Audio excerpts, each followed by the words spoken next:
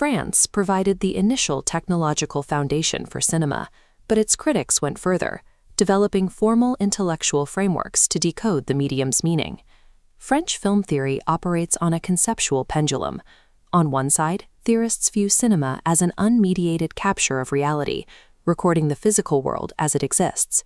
On the other side, cinema is a strict semiotic language, a construction engineered to manipulate the spectator. The history of French cinema theory is defined by the friction between these extremes, each movement reacting against its predecessor. This lecture tracks that progression from 1920s Impressionism to 50s Auteur Theory, to Marxist structuralism and the postmodern 1980s. These theorists looked at what began as a fairground attraction and identified the structural rules that make it a legitimate art form.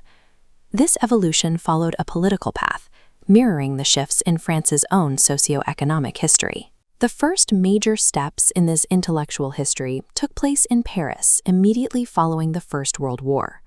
This core dialectic, the tension between reality and language, forms the necessary foundation for the academic study of film. In the 1920s, avant-garde filmmakers Louis Deluc and Jean Epstein began to define the specific qualities that separated cinema from other art forms. They centered their work on the concept of photogeny. Photogeny suggests that the camera apparatus does not merely record an object, it transforms it. Through lighting and framing, a mundane, real-world item is defamiliarized and revealed in a new light. Deluc argued that cinema was a popular, realist medium that succeeded by capturing the world rather than imitating the theater. This contrasted with theorists who viewed film as a set of codes, analyzing it as a visual language rather than a window onto reality. Despite these different approaches, both groups helped establish the director as the primary creative force behind a film. Deluc coined the term cineaste to identify the director as the essential force in the making of a film, a role previously overshadowed by the industry's technical demands. While German theorists dominated the discussion in the 1930s with the advent of sound, the French groundwork remained a permanent part of the discourse. By the end of the 1920s, these writers had proven that cinema possessed its own distinct language, independent of theatrical tradition. After World War II, a new wave of cinephilia emerged from the cultural activity of post-war France. The central platform for this movement was the journal Cahiers du Cinéma, established in 1951. Its most influential critic, André Bazin, championed ontological realism. He argued that the photographic image provided a unique, unmediated access to reality. Bazin advocated for a style of filmmaking that respected the spectator's freedom. He preferred deep focus and spatial composition over the manipulative editing of montage. Among Bazin's disciples was the young critic François Truffaut, who led a rebellion against the established film industry.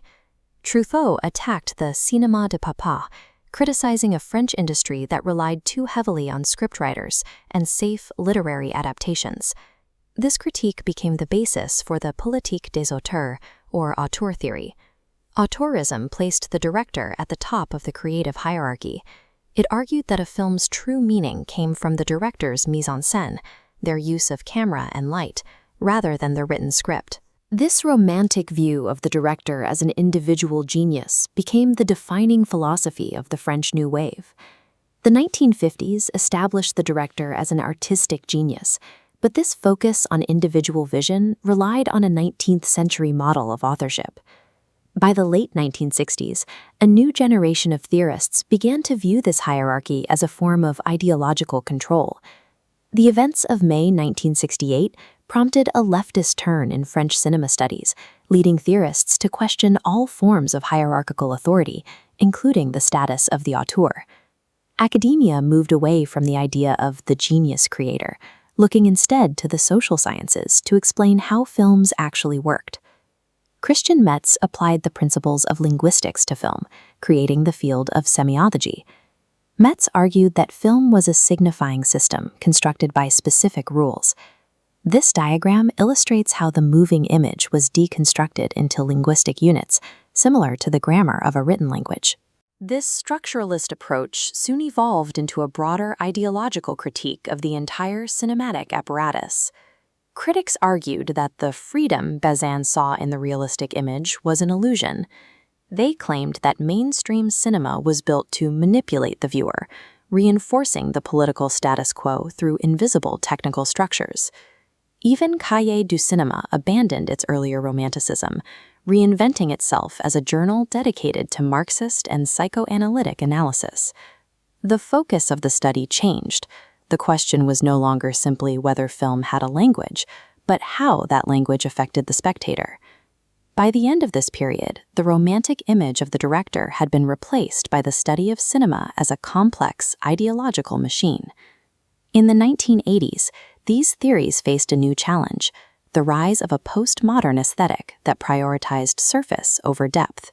This was the cinéma du look, films characterized by high production values, youth culture, and non-naturalistic use of color. Many critics saw this as a retreat from serious engagement, accusing the movement of focusing on spectacular images at the expense of narrative. Jean-Jacques Benet's Betty Blue serves as a useful case study for how these films subverted earlier theories. In the film's painting sequence, the action is deliberately stylized and lacks the realism Bazin would have championed. This diagram shows the scene's color coding. On the left, Zorg is integrated into his surroundings, matching the pink and yellow beach house. On the right, Betty's blue and black outfit creates a violent contrast, a graphic rebellion against her environment. The cinéma du look ignored structuralism's political demands and the realism of the 50s, using aesthetic excess to create a purely visual, absurdist pleasure. This progression shows the grand dialectic that defines French cinema studies. We have seen theorists move from identifying the camera's transformative power to elevating the director, then to deconstructing the image as an ideological tool, and finally to the visual seduction of the 80s. The tension between recording reality and constructing a fantasy remains an inescapable loop in the study of the moving image. This historical lineage provides the specific vocabulary and analytical methods needed to recognize the manipulation embedded within any moving image.